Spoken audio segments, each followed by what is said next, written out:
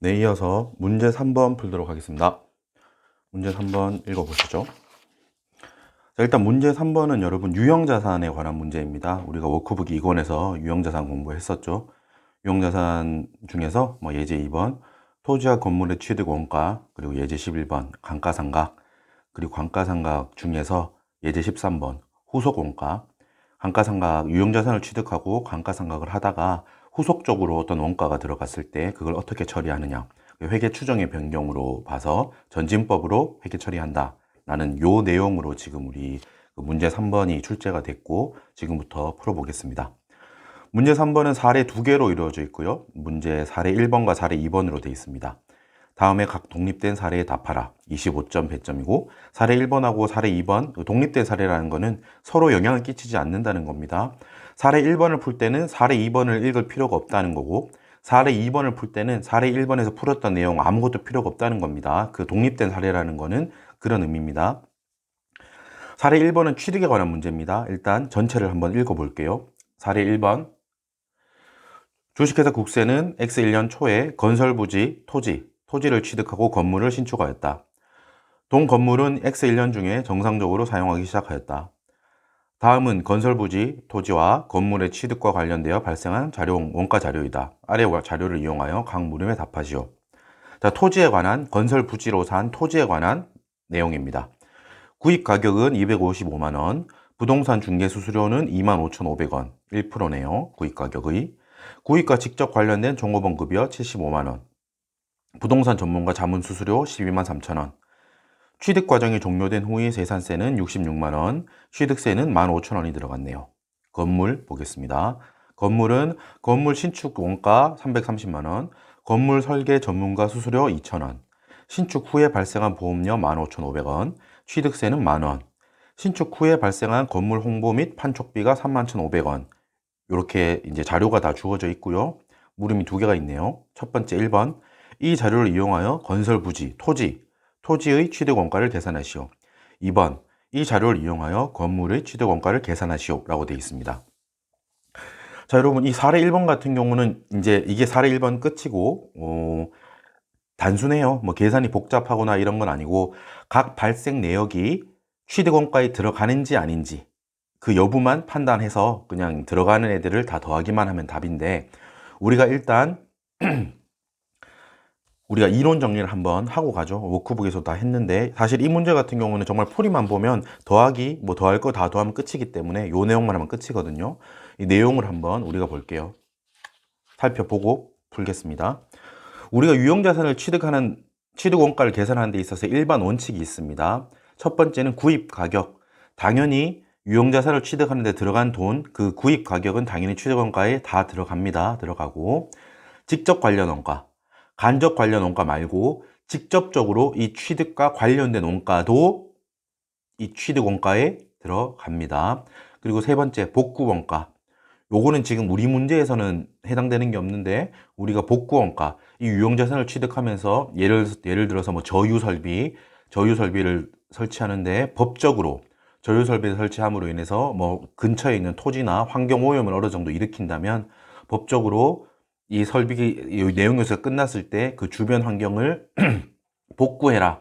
그게 법적으로 강제되는 경우가 있습니다. 그 경우는 당연히 이 유형자산을 취득하는 데 있어서 피할 수 없는 원가이기 때문에 그 원가는 복구 원가도 취득 원가, 현재 가치화해서 취득 원가에 넣어주는 거. 지금 문제는 없지만 이것도 중요하기 때문에 우리가 그 워크북에서 공부 많이 했던 거죠. 챙겨두시고. 자, 구입 가격, 직접 관련 원가, 복구 원가를 살펴보면 구입 가격은 총 구입 가격, 우리가 지급한 돈이 있고 취득하는 데 관련해서 들어간 세금이 있어요. 그렇겠죠? 그리고 만약에 이걸 사는데 그 대가로 내가 받은 리베이트 금액이 있을 수 있어요. 유형자산을 사는데 우리가 사오게 되는데 그걸 판 회사에서 사줘서 고맙다라고 우리 회사에 리베이트를 줄 수가 있어요. 내가 받은 리베이트가 있다면 그만큼은 빼줘야 돼요. 받은 거니까 제가 이 가로 쳐서 리베이트 금액이라고 적어놓은 거예요. 가로 쳐서 설명을 하려고 적은 거예요. 내가 사면서 우리 거 사줘서 고맙다라고 다른 회사가 우리한테 준 금액, 그 리베이트 금액이 있다면 그만큼은 취득원가에서 빼주는 거예요. 그만큼 싸게 산 거니까. 이 리베이트를 받아서 뭐 우리가 개인적으로 받고 이런 게 아니니까 회사에서 공식적으로 받는 거예요. 그 리베이트를 받았다면 그만큼은 빼준다. 유형자산을 싸게 산 거니까, 결과적으로 싸게 산 게 되니까 빼준다라는 겁니다. 2번, 직접 관련 원가. 중요하죠. 간접적으로 관련된 거 말고 유형자산을 취득한 유형자산의 취득과 직접적으로 관련된 원가들이에요. 자, 이 네 개가 다라는 게 아니고 대표적인 예예요. 1번, 직접 관련 종업원급여. 여러분, 표현이 이렇게 주어집니다. 직접 관련된 유형자산의 취득과 직접적으로 관련된 종업원의 급여라고 표현이 돼요. 이거는 들어가야 됩니다. 더해줘야 되고, 취득원가에. 2번, 설치 장소 준비원가, 설치원가, 조립원가. 우리가 유형자산을 사오는데 장소가 필요해요. 그 설치 장소에 어떤 세팅이 필요해. 그러면 그 설치 장소를 준비하는 데 드는 원가, 그리고 설치하는 데 드는 원가, 그리고 유형자산을 조립하는 데 드는 원가. 이거 필수적인 원가라고 생각이 들죠, 지금 머릿속에. 그러니까 취득원가에 들어갑니다. 3번, 정상 작동 시험 원가. 우리가 기계를 사왔는데 이 기계가 정상적으로 작동하는지 테스트는 해봐야 될 거 아니에요. 처음 사왔을 때 정상적으로, 처음에 사와서 정상적으로 작동하는지 테스트하는 데 드는 원가 당연히 더해줘야 되고. 4번, 전문가 지급 수수료. 전문가가 유형자산을 취득하는 데 있어서 어떤 자문을 했거나 그런 게 필수적으로 필요하대.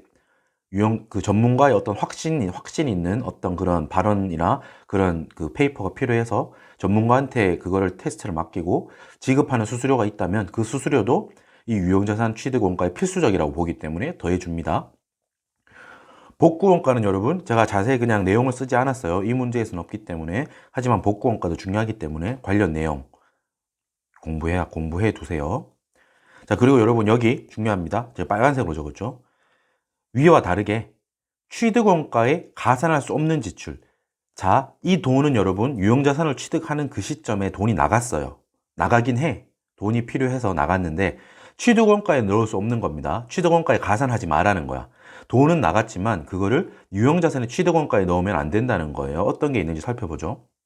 요거는 여러분 주로 나오는 애들이기 때문에 눈에 익혀두세요. 이게 눈에 발라둔다고 표현하는데 많이 읽고 한 번쯤 생각하면서 이제 왜 안 될까라는 걸 한번 머릿속에, 자기 스토리를 만들어서 머릿속에 넣어두시고, 거의 얘 표현이 그대로 나오기 때문에. 자, 볼게요. 1번, 새로운 시설을 개설하는 데 소요되는 원가. 여러분, 이 표현이 제가 헷갈리기 쉬움이라고 했죠. 이걸 설명하자면 약간 복잡하기 때문에 요거는 요 표현 자체를 그냥 외워두세요. 새로운 시설을 개설하는 데 소요되는 원가. 이거 읽어보면 왠지 취득원가에 들어갈 것 같죠? 느낌상. 어휘 갖는 느낌이, 얘는 개설되는데 필요할 것 같은데? 아니에요. 새로운 시설을 개설하는 데 소요되는 원가는 요 1번만은 좀 받아들여 주세요. 헷갈리기 쉽다고 제가 적었죠. 얘는 가산하지 않아요. 취득원가에 가산하지 않아요. 비용 처리합니다. 2번, 소개하는 데 소요되는 원가, 광고비. 여러분, 유형자산을 우리가 새로 사왔어. 근데 그걸 우리가 만약에 우리 회사에 이런 훌륭한 유형자산을 최신식 기계 설비를 사왔습니다 라고 광고한다고 해봐요. 광고. 그 광고비는 당연히 따로 비용 처리해야 되겠죠. 이 유형자산의 취득원가에 가산하는 항목이 아니고, 다 사고 나서 우리 회사가 이렇게 좋은 최신식 설비를 샀습니다 라고 대중한테 광고를 한다면 그거는 따로 비용 처리한다는 거예요. 3번, 직원 교육 훈련비. 여러분, 요거하고 뭐하고 헷갈리면 안 되겠어요? 직원 종업원 둘이 같은 표현이라고 봐도 되고. 1번, 아까 직접 관련 원가에서 유형자산의 취득과 직접적으로 관련된 종업원한테 주는 급여는 유형자산의 취득원가에 들어갔었죠. 하지만 여기 3번, 직원 교육 훈련비. 우리가 유형자산을 사서 이거를 뭐 돌리는데 뭐 어떤 직원한테 교육이 필요하대. 이번에 새로운 설비이기 때문에 지금 예를 드는 겁니다. 직원 교육 훈련비가 들어간대. 그 교육 훈련비는 이 유형자산의 취득원가에 들어가면 안 되는 거야. 그냥 따로 직원교육훈련비라고 해서 비용 처리를 해야 되는 거라는 거예요. 아시겠죠? 헷갈리면 안 되겠죠?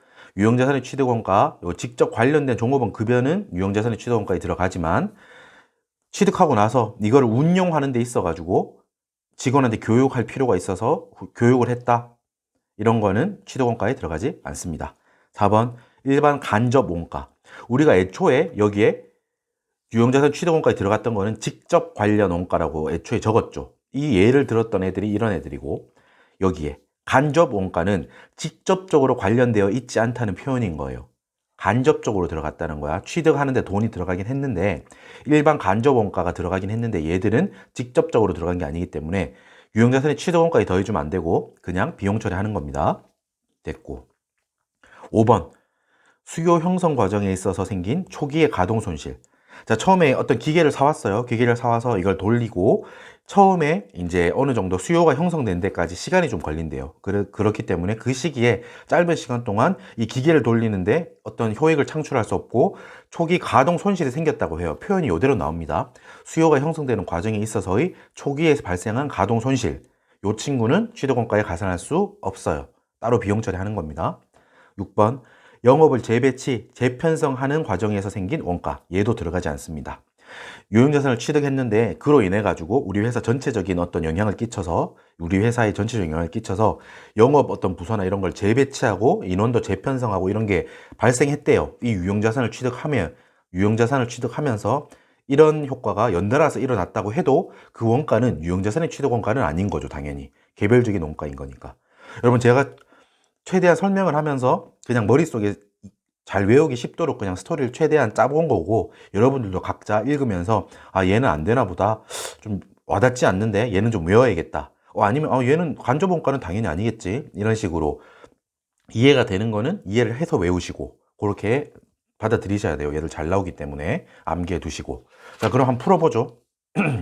자 토지 구입가격 여러분 여기서 볼 수 있는 건 있는 항목들은 체크할게요. 여기서 자, 구입 가격 255만 원. 뭐 당연해요. 당연한 기본적인 거예요. 기본 구입 가격은 당연히 들어가는 거야. 255만 원. 부동산 중개 수수료 25,500원. 이거는 우리가 부동산을 취득하면서 부동산 중개인한테 준 뭐 전문가 지급 수수료라고 봐도 되겠죠. 수수료. 부동산 전문 중개를 해주는 그 전문가한테 줬다고 생각해도 돼요. 피할 수 없잖아. 당연히 25,500원. 1%좀 될 텐데. 그건 됐습니다. 구입과 직접 관련된 종업원 급여. 보세요, 여러분. 표현이 이렇게 정확하게 나온다니까요. 보세요. 유형자산의 취득원가 일반 원칙에서 직접 관련 원가 중에서 유형자산의 취득과 직접적으로 관련된 종업원 급여. 보세요. 유형자산의 구입과 직접 관련된 종업원 급여 75만 원 들어가야겠죠? 동그라미. 이 표현이 여러분 기준서 상의 표현들이에요. 이런 표현이. 그렇기 때문에 자주 나올 거예요. 외워두세요. 4번 부동산 전문가 자문 수수료 12만 3천 원인데 얘도 부동산 전문가 지급 수수료 그대로 들어가야죠. 이 부동산을 취득하는 데 있어서 뭐 법적인 문제는 없는지 우리가 요거를 언제 완료하는 데 있어서 어떤 법적인 자문이 필요해서 부동산 전문가한테 수수료를 했대요. 자문을 받고 수수료를 줬대요. 당연히 들어가겠죠. 들어갑니다. 자, 4번 보세요. 5번 다섯 번째 보세요. 중요합니다. 취득 과정이 종료된 후의 재산세. 취득 과정이 종료된 후의 재산세래요. 66만 원 있는데 얘는 아니에요. 왜 아닌지 알아야 돼요. 재산세니까 세금이죠. 자, 여기 보세요. 만약에 자, 구입 가격에 어떤 게 들어가요? 총 구입 가격 들어간 돈은 당연히 들어가고 취득 관련한 세금은 들어가요. 뭐라고? 이 취득과 관련해서 들어간 세금은 들어간다고요. 취득세 이런 거 있죠. 들어가요. 그런데 이건 뭐예요? 표현을 정확하게 주셨어요. 그 교수님이. 취득 과정이 종료되고 재산세는 그걸 보유하고 있는 것만으로 우리가 내는 세금이에요. 보유하고 있다는 것 자체로 내는 보유세라고 재산세는. 그렇기 때문에 취득 과정을 상관없어. 취득 과정이 종료한 후에 가지고 있다는 것만으로도 내는 거니까 재산세는 들어가지 않습니다. 이 취득 관련 세금이 아닌 거예요. 재산세는 취득 관련 세금이 아니야. 교수님이 정확하게 표현을 주셨어. 따옴표 돼 있죠, 빨갛게. 친절해요. 취득 과정이 종료된 후에 내는 재산세니까 취득 과정과 상관이 없다는 걸 설명해 주시는 거예요, 여기서. 아시겠죠? X 안 들어갑니다. 자, 밑에 보세요. 비교해서 얘는 나오잖아. 취득세. 이게 바로 우리가 공부했던 구입 가격이 들어가는 취득 관련 세금인 거야. 취득세를 내지 않으면 취득할 수 없습니다, 여러분. 취득세를 내야 우리가 등기할 수 있고 우리가 법적인 권한을 갖는 거예요. 취득세를 냈다는 그게 증빙이 있어야 돼요. 취득세는 취득 관련 세금이다. 취득하는 데 있어서 피할 수 없다. 아시겠죠? 취득세 15,000원은 들어간다는 거예요. 건설부지 토지부터 정리할게요. 구입가격 255만 원, 부동산 중개 수수료 25,500원, 구입과 직접 관련된 종업원 급여 75만 원, 부동산 전문가 자문 수수료 12만 3천 원. 그리고 재산세는 아니고 취득세 15,000원 요렇게 해서 다 더하면 346만 3,500원입니다. 요런 건 계산기 쓰지 않을게요. 이거는 뭐 어려운 게 아니니까 됐습니다. 건물 보세요. 건물 신축 원가 330만 원 당연히 들어가고 건물 설계 전문가 수수료 2,000원 들어가고요. 자, 표현은 보세요. 제가 빨간색으로 표시해 놨어요. 중요하니까. 신축 후에 발생한 보험료 15,500원. 신축 후에 발생했대. 신축이 다 되고 나서 이거에 대한 보험을 들었는데 그 신축하고는 관련 없는 거야. 아시겠죠? 그 후에 발생했다는 표현이 중요합니다. X. 취득세 똑같아요. 토지하고 지금 똑같아. 취득 관련 세금이지. 들어갑니다. 그리고 마지막에 보세요. 신축 다 하고 나서 건물을 신축 다 하고 나서 발생한 건물 홍보 및 판촉비. 이게 뭐예요, 여러분? 이게 여기 취득원가에 가산할 수 없는 지출. 보세요. 2번. 소개하는데 소요되는 원가. 우리 회사가 이런 건물을 샀어요. 보세요. 여기 건물 홍보. 이렇게 좋은 최신식 건물을 샀습니다라고 홍보, 판촉, 프로모션 같은 거죠. 광고비예요, 한마디로. 신축하고 나서, 신축이 다 끝나고 거기에 따른 그 후에 일어난 광고비니까 이거 대표적으로 나오는 거예요. 들어가지 않습니다. 됐죠? 건물의 취득원가는 건물 신축원가 330만 원에다가 건물 설계 전문가 수수료 2,000원 그리고 취득세 만원 이렇게 더해주시면 됩니다. 자, 어렵지 않고 자 넘어가겠습니다. 자, 사례 2번까지 다 풀어버리죠. 자, 사례 2번 풀겠습니다. 자, 사례 2번은 아까 말씀드렸듯이 회계 추정의 변경이에요. 전진법으로 처리한다라는 내용을 정리하고 읽어볼게요. 주식회사 국세는 12월 결산법인이며 2001년 1월 1일에 기계장치를 100만 원에 취득하여 사용하기 시작하였다. 기계장치의 잔존가치는 8만 원이며 내용연수는 4년으로 추정하였다. 감가상각은 정액법을 이용하여 진행하였다. 2년이 경과한 X 3년 초에 기계장치의 성능 향상을 위해 20만 원의 자본적 지출이 이루어졌으며 이로 인해 잔존 내용 연수가 3년 연장되었으며 잔존 가치가 2만 원 증가하였다. 이후 다시 1년이 경과한 X 4년 초 국세 경영진이 교체되어 기계장치를 가속 상각하기로 결정하였으며 이에 연수합계법을 적용하기로 하였다. 위의 내용과 관련하여 아래의 물음에 답하시오. 자, 물음 3개가 있네요. 물음 3개. 1번, 물음 1. X 1년 말에 인식할 기계장치의 감가상각비를 계산하라. 2. X 3년 말에 인식할 기계장치의 감가상각비를 계산하라. 3. X 4년 말에 인식할 기계장치의 감가상각비를 계산하라. 자, 물음이 요 3개가 있네요. 자, 여러분 제가 답은 이렇게 있고 제가 요걸 하나씩 풀어보겠습니다. 자, 여러분 제가 이렇게 이제 그림을 그렸는데 보세요. 요 그림은 뭐냐면 여러분 보세요. 기계의 장부금액 라인을 그리는 거예요. 장부금액이 여러분 뭐예요? 기계 장부금액? 기계에 취득원가가 있어요. 처음에 취득원가 이거 같은 경우 기계 100만 원에 샀잖아. 취득할 때 들어간 원가가 100만 원이에요. 100만 원이고 그 100만 원에서 뭘 차감하죠? 여러분 시간이 지나면서 차감하죠. 감가상각 누계액을 차감해요. 취득원가가 있고 그 밑에 감가상각 누계액을 차감하고 나서 그렇게 해서 순액으로 보이는 게 뭐예요? 그게 바로 기계의 장부금액입니다. 기계의 순수한 금액, 어떤 특정 시점에 있어서의 그 기계의 순수한 금액, 취득원가에서 감가상각 누계액을 뺀 그 시점의 순수한 금액을 뭐라고 한다? 장부금액이라고 한다는 거예요. 장부에 적혀있는 순수한 금액이라는 의미로 장부금액이라고 합니다. 자, 일단 여러분, 일단 볼게요. 후속 원가가 들어가는데 후속 원가가 들어가지 않았을 때 장부금액 라인을 한번 보겠습니다. X1년 1월 1일에 기계장치를 100만 원에 샀어요. 자, X1년 1월 1일, X1년, 지금 시간을 보세요. X1년, X2년, X3년, X4년이죠. 이렇게 4년 동안 쭉 흘러가는데 처음에 내용 연수가 4년으로 추정했죠. 그러니까 4년 동안 흘러가고 최초 1월 1일에는 100만 원이었어요, 여러분. 기계 잔존 가치는 8만 원. 그러니까 4년 뒤에 8만 원이 돼야 된다는 거지. 보세요. 4년이 흘러갔을 때 마지막에 8만 원. X1년 1월 1일에 100만 원에 샀고 4년이 지났을 때 잔존 가치인 8만 원이 되어 있어야 된다라는 의미죠. 이게 잔존 가치가 잔존해 있는 가치라는 거니까 8만 원입니다. 내용 연수는 4년이에요. 그리고 감가상각은 정액법을 이용한다라는 거예요. 지금 다른 거 보지 마시고 위에 세 줄만 보고 지금 요 그림을 그려볼게요. 여러분, 한 해 감가상각비가 얼마예요? 자, 기계장치 계산기 보세요. 취득원가 100만 원이에요. 잔존가치는 여러분 빼기 8만 원. 잔존가치를 빼요. 그러면 4년 동안 총 감가상각 해야 될 대상 금액이 얼마라는 거예요? 92만 원이라는 거예요. 그죠? 감가상각 대상 금액이 92만 원이다. 그렇구나. 정액법이니까 4년 정액법이니까 정액 매년 같은 액수를 감가상각 한다는 거예요. 나누기 4. 1년에 23만 원씩 4년간 감가상각 한다는 거예요. 자, 됐죠? 보세요. 요걸 표현하면 이렇게 됩니다. X1년 1월 1일에 취득원가 100만 원이었어요. X1년 1월 1일 시점은 취득원가가 장부금액하고 똑같죠? 감가상각 누계액이 없으니까 100만 원이고 1년이 이렇게 흘러가요. 장부금액이 떨어지겠죠? 자, 그러면 1년 동안 감가상각비만큼 떨어지겠죠? 얼마예요? X1년 DEP. 여러분 DEP는 감가상각비라는 뜻입니다. Depreciation. 여러분 실제 답안에서는 DEP라고 쓰면 안 되고 제가 강의를 위해서 그냥 약자로 쓴 거고 실제 만약에 회계 처리 같은 걸 하라고 하면 감가상각비라고 다 적으셔야 돼요. 23만 원만큼 감가상각돼서 내려왔어요. 자, X1년 말 시점에 장부금액은 얼마예요? 그러니까 23만 원만큼 내려왔으니까 77만 원. 77만 원이죠? 이 77만 원 X1년도 말 시점이에요. X1년도 말 시점에 이거를 만약에 부분 BS 상태를 연다면 취득원가 100만 원, 감가상각 누계액 이만큼이죠. 23만 원. 그렇게 해서 장부금액 77만 원이 될 거예요. X2년은 어떻게 돼? 또 1년 동안 감가상각이 돼서 내려가요. 또 똑같은 금액. 똑같죠, 지금 여러분? 이 길이가 지금 똑같잖아요. 폭이 23만 원만큼 떨어져요. 23만 원만큼 또 떨어져. 그러면 77만 원에서 23만 원 빼면 54만 원이 돼요.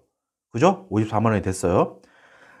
요 시점, X2년 말 시점의 만약에 부분 BS를 열어서 본다면 어떻게 되겠어요? 취득원가 여기 100만 원 그대로 있고 감가상각 누계액 얼마예요? 이만큼 얼마인데?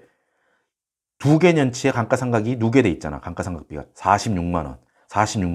100만 원에서 46만 원만큼 감가상각비 빼면 54만 원이 되는 거예요. 안 어렵죠, 여러분? 공부했던 겁니다. 54만 원이 됐어요. 만약에 아무 일도 없었다면 여러분 X3년도에도 제가 여긴 적지 않았는데 X3년도에도 여기서 54만 원에서 23만 원만큼 떨어지겠죠. 그럼 31만 원이 될 거고 31만 원. X4년도에도 감가상각이 23만 원이 돼서 결국 8만 원이 되겠죠. 이게 아무 일도 없었다면 4년 동안 생겼을 감가상각이에요. 자, 근데 네 번째 줄. 이 문제의 포인트는 지금부터입니다. 보세요. 시점이 두 개가 중요하다고 나왔어요. 자, X1년 1월 1일로부터 2년이 경과한 X3년 초, 그러니까 즉 X2년 12월 31일하고 똑같다는 거예요. X2년 12월 31일, X3년 1월 1일 똑같아요. 이 시점에 기계장치의 성능 향상을 위해 20만 원의 자본적 지출이 이루어졌다. 뭔가 프레임을 새로 이제 보강했다거나 새로 보충되는 어떤 강화할 수 있는 파트를 넣었대요. 좀 더 빨리 뭔가 기계가 돌 수 있거나. 예를 드는 겁니다. 기계장치의 성능 향상을 위해서 이 시점에 20만 원만큼 자본적 지출이 이루어졌대요. 자본적 지출은 뭡니까, 여러분? 자본적 지출은 자산이 늘어난다는 거예요. 돈이 나갔는데 그만큼 비용으로 없어지는 게 아니고 자본적 지출, 자산이 늘어나는 지출을 했다는 거예요. 이 반대되는 개념이 뭐 있습니까? 돈이 나갔는데 바로 비용 처리하는 거, 수익적 지출이 있는데 그거는 지금 아니고 자본적 지출이 이루어졌으니까 자산의 금액이 늘어난다는 거예요. 20만 원만큼 썼어. 그리고 나서 중요한 게 뭐 있어요? 이로 인해서 잔존 내용 연수가 3년 연장되었으며, 여러분 이 표현 되게 중요합니다. 잔존 내용 연수가 3년 연장되었으며 잔존 가치는 2만 원 증가했대요. 자, 요거 해석해 드릴게요. 잔존 내용 연수가 3년 연장되었다. 자, 지금은 언제예요? 지금은 어떤 시점이야? X2년 말 시점이에요. X2년 12월 31일 54만 원 장부가액이 되어 있는 이 시점인데 이때 20만 원을 증가해서 자본적 지출에서 장부 금액이 20만 원 늘어났어요. 늘어났는데 여기 이로 인해서 여러분 이 표현이 헷갈릴 수 있기 때문에 정확하게 읽으셔야 돼. 이 시점에서 남아있는 잔존 내용 연수가 3년 연장되었대요. 원래 여러분 X2년 말 시점에 잔존 내용 연수는 몇 년 남아있어요? 총 내용 연수가 4년이었죠? 그러니까 X2년 말 시점에서 아무 일도 없었다면 X2년 말 시점에서 원래 남아있던 잔존하고 있는 내용 연수는 2년이죠. X3년과 X4년. 원래 잔존 내용 연수는 2년이었던 거예요. 2년. 그런데 이 상태에서 잔존 내용 연수가 3년이 늘었대요. 그러니까 X4년 말에서 3년 더 X5년, X6년, X7년 3년이 늘어났으니까 결과적으로 어떻게 됐다는 거예요? X2년 말 시점에 잔존 내용 연수는 몇 년이에요? 5년이죠. 원래 있던 2년 잔존 내용 연수가 2년이었는데 이번에 20만 원만큼 돈을 더 투자해서 3년이 늘어났다는 거예요. 표현이 5년. 여러분 제가 지금 제가 말씀드리는 거 들으면서 아니 뭐 당연한 소리를 뭐 저렇게 이제 힘주어서 말하냐라고 할 수 있지만 여기 표현이 되게 중요합니다. 다르게 표현할 수 있어요.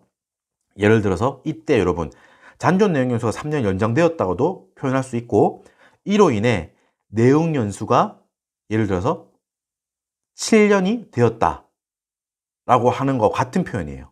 예를 들어서 여러분 이 말은 기존의 내용 연수는 원래 4년이잖아.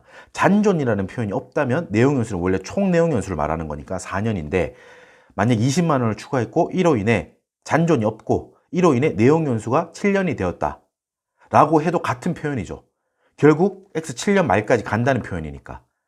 그죠? 그러니까 만약에 잔존 내용 연수가 아니라 잔존 내용 연수인지 그냥 내용 연수인지 스토리를 여러분 제가 뭐 어떻게 보면 당연히 이야기가 맞아요. 정확하게 읽기만 하면 돼. 이게 잔존 내용 연수가 어떻게 3년 연장된 건지 내용 연수가 어떻게 된 건지 늘어난 건지 내용 연수로 표현하자면 여러분 7년이 되었다 뭐 이런 표현하고 같은 거예요. 아시겠죠? 잔존 내용 연수가 3년 연장되었다. 이거는 잔존 내용 연수가 5년이 되었다. 이렇게도 표현할 수 있죠. 여러분 헷갈리지 않죠? 여러 가지 표현을 다 익숙하게 받아들이시라고 제가 말을 하는 거예요. X 2년 말 시점에서 잔존 내용 연수는 2년인데 이 잔존 내용 연수가 3년이 연장돼서 X 7년 말이 되었다. 맞죠? 지금 이 표현은. 근데 같은 표현이 또 뭐가 있겠어요? 잔존 내용 연수가 5년이 되었다. 라고 표현할 수 있겠죠. X 2년 말 시점에 잔존 내용 연수가 5년이 되었다. 1년, 2년, 3년, 4년, 5년. 맞죠? 여러분 요 작은 표현에 민감하게 받아들이시라고. 이것 때문에 틀리면 억울하니까. 됐죠? 잔존 가치는 2만 원 증가했다. 원래 잔존 가치는 여러분 8만 원이었어요. 8만 원. 8만 원이었죠? 근데 이게 10만 원으로 늘어난 거야. 그렇게 해서 여러분 이제 파란색 색깔 이어져 있어요, 여러분. 파란색 여기 X 3년 초에 일어난 이 20만 원 자본적 지출 생기고 잔존 내용 연수가 3년 늘어나고 잔존 가치가 2만 원 증가한 요거는 다 똑같이 파란색으로 그렸어. 자, 이 사건이 하나 생겼어요. X 3년 말 시점에 X 2년 말 시점에 20만 원만큼 자본적 지출이 일어났어. 그럼 54만 원에서 74만 원으로 올라갔겠죠. 74만 원이 됐어. 74만 원이 됐고 자, 이 상태에서 74만 원이 됐는데 잔존 내용 연수는 이제 얼마가 됐어? 기존 2년에서 5년으로 늘어났죠. 추가 3년이 됐으니까. 잔존 가치는 8만 원에서 10만 원이 됐어. 자, 여기서부터 이제 풀게요. 안 어려워요. 안 어렵습니다. 요것만 잡아내면 돼요. 54만 원에서 20만 원 늘어나서 74만 원이 됐어요. 74만 원이 됐고 잔존 가치가 이제 8만 원이 아니라 얼마가 됐어? 10만 원이 됐죠. 10만 원.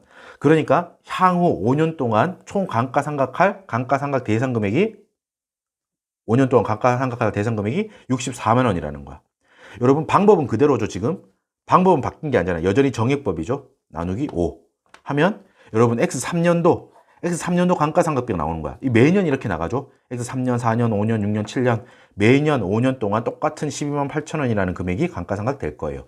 X3년도 DEP 어떻게 구했어요? 74만 원에서 10만 원 빼고 잔존가치 빼고 5분의 1 곱하기 5분의 1 나누기 5 똑같죠? 12만 8천 원. X3년도 감가상각이 12만 8천 원 된 거예요. 됐죠? 12만 8천 원 돼서 여러분 74만 원에서 기존 74만 원에서 X3년도에 12만 8천 원만큼이 감가상각 됐으니까 X3년도 말에 그 장부 금액은 얼마입니까? 61만 2천 원이에요. 61만 2천 원. 맞죠? 61만 2천 원. 61만 2천 원이고 자, 근데 여러분 한 가지 더 있어. 이 문제 자세히 읽으셔야 돼요. 1년이 지났어. X4년 초 분홍색, 빨간색 보셔야 돼. X4년 초 빨간색.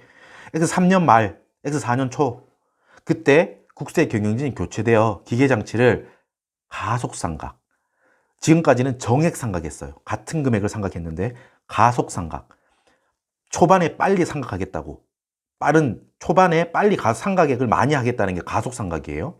가속상각하기로 결정하였으며 이에 연수합계법을 적용하기로 했다. 여러분 연수합계법 했죠? 남아있는 내용연수 4, 3, 2, 1이라고 하면 다 더하고 첫 해년도에 4, 두 번째 해년도에 3 그렇게 이제 점점 처음에 보세요. 분자가 점점 처음에 크고 점점 작아지죠. 반대로 말하면 처음에 상각이 크잖아. 그거를 지금 보여드릴 거예요. 가속상각하기로 했대요. 보세요. 원래 X 3년 초부터 여러분 원래 계획은 5년 동안 이렇게 같은 금액을 감가상각하려고 했는데 X 4년 초에 임원진이 바뀌어가지고 야, 이 기계 빨리 감가상각하는 게 맞겠다 판단을 한 거야. 이거는 판단해가지고 보세요. 감가상각이 확 내려와요. 첫 해년도에 많이 내려와죠. 이 그림이 의미하는 게 있는 거예요, 여러분. 그림이 처음에 많이 내려온다고. 많이 꺾이잖아. 그 후로는 여러분 완만하죠. 완만하니까 한 해 감가상각비가 보세요. 첫 해 이만큼, 두 번째 이만큼, 세 번째 점점 작아지죠. 그래서 10만 원이 되는 거야. 잔존 가치는 그대로 10만 원이잖아요. 잔존 내용 연수도 안 바뀌었지. X 4년 초 시점에서 보면 이제 4년이 남았잖아. X 7년 말까지. 안 바뀌었어. 남아있는 내용 연수도 4년, 내용 연수는 4년, 남아있는 잔존 가치 10만 원. 이건 안 바뀌었어요. 아까 파란색 라인 그대로 가는데 뭐가 바뀌었어? 감가상각 방법이 바뀌었으니까 정액상각. 보세요. 정액상각이 아니라 가속상각으로 바꾼대. 가속상각 중에 방법 하나가 여러분 연수합계법인 거야. 가속상각은 여러 방법이 있는데 그중에 연수합계법이 가속상각의 방법 중에 하나인 거예요. 연수합계법이라고 줬기 때문에 자 풀어볼게요.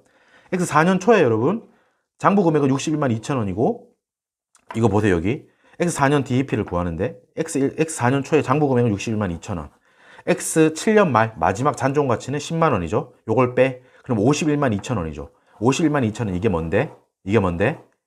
감가상각 대상금액. 총 4년 동안 감가상각이 될 대상이 되는 감가상각의 대상이 되는 금액이라는 뜻입니다. 50만 2천 원이고 이걸 어떻게 나눈다고요? 보세요. 연수합계법 하실 줄 알죠?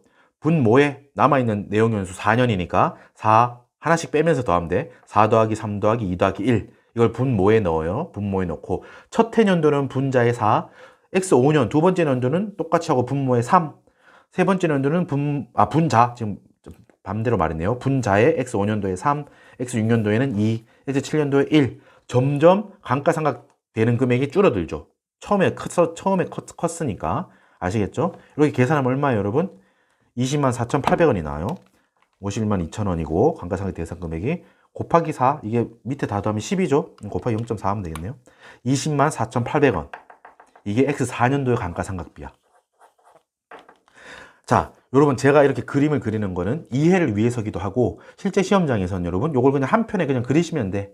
답지에 적으셔도 되고 안 적으셔도 되는데 적어두는 게 여러분 실수하지 않겠죠? 이렇게 적어두면 뭐 색깔 할 필요 없잖아요. 그냥 빨리 그려가지고 74만 원이 됐구나 계산기 해가지고 쓸 거 쓰고 적으시면 됩니다. 답지에 적는다면 여러분 정말 답만 이렇게 적어도 상관없고 풀이를 적는다면 어떻게 돼요? X 1년도 감가상 무릎 1부터 풀겠습니다. 이제 X 1년도의 감가상각비는 어때요? 100만 원에서 잔존가치 8만 원 뺀 그거의 4분의 1 곱하기 4분의 1 23만 원이죠. 아까 풀었잖아. 됐어요? X 2년 무릎 2번 X 3년도의 감가상각비야. X 3년도 감가상각비 어떻게 됐어요? X 2년 말 시점 즉 X 3년 초 시점의 장부금액 54만 원에서 20만 원만큼 업 됐죠. 장부금액이 올라갔어. 74만 원이 됐고 잔존가치도 8만 원에서 10만 원으로 바뀌었죠. 그치? 10만 원 바뀌었고 내용 연수도 원래 2년밖에 안 남았었는데 잔존 내용 연수가 3년 연장돼서 기존 2년에서 잔존 내용 연수가 추가 3년 됐으니까 총 5년 5분의 1 12만 8천 원. X 3년도 감가상각비 오케이 풀었습니다. X 4년도 감가상각비는 어떻게 됐어요? X 4년도에 여러분 장부금액은 61만 2천 원이 됐고 이 상태에서 잔존가치 바뀌었어요? 안 바뀌었어요? 안 바뀌었어요. 10만 원 그대로고 자 감가상각 방법이 바뀌었죠. 선 옆으로 이제 갈아타잖아. 자 연수합계법이니까 4 더하기 3 더하기 2 더하기 1 첫 해니까 제일 첫 해 4 크게 4 하면 20만 4,800원 나와요. 자 여러분 됐습니다. 이렇게 해서 여러분 사례 2번 풀이 마치고 이렇게 문제 3번 다 푼 거예요. 사례 1번은 유형자산 판단만 하면 돼요. 취득원가에 들어가는지 안 들어가는지 판단하시면 되고 이 문제 같은 경우는 설명은 그래 길었는데 한번 이해하시고 나면 빨리 풀 수 있겠죠 여러분? 그냥 선만 몇 개 그으면 되잖아. 아시겠죠? 자, 차분하게 연습해 보시고 이걸로 마치도록 하겠습니다. 문제 4번에서 뵙죠.